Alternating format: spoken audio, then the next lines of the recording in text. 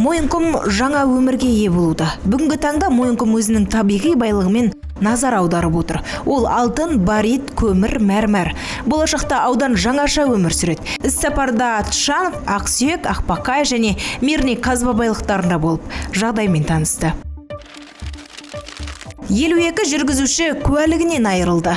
Облыс орталығында жол полициясы қызметкерлері той рейдін өткізді.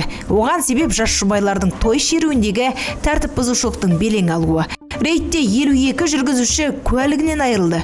Бұлардың ішінде 11-і автомобильді мас күйінде басқарған. 41 жүргізушіге айыппұл салынды.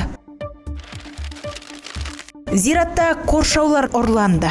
Зират қоршаулары тағы ұрланды.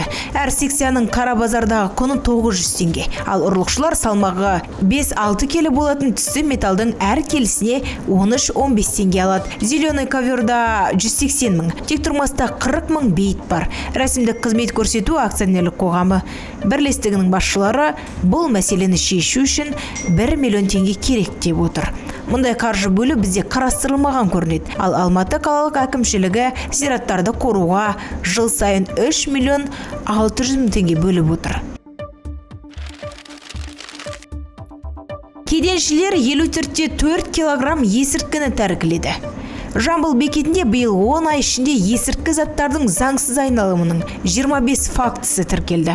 Олардан 52-де 7 килограмм марихуана, 1 килограмм гашиш, 160 грамм героин алынды. Чибатты ит Құлан бекетінде боксер қолғабында жасырылған героинді иіскеп тапты. Магуатты төбет Жамбыл бекетіндегі перронда 8 килограмм марихуана табуға көмектесті.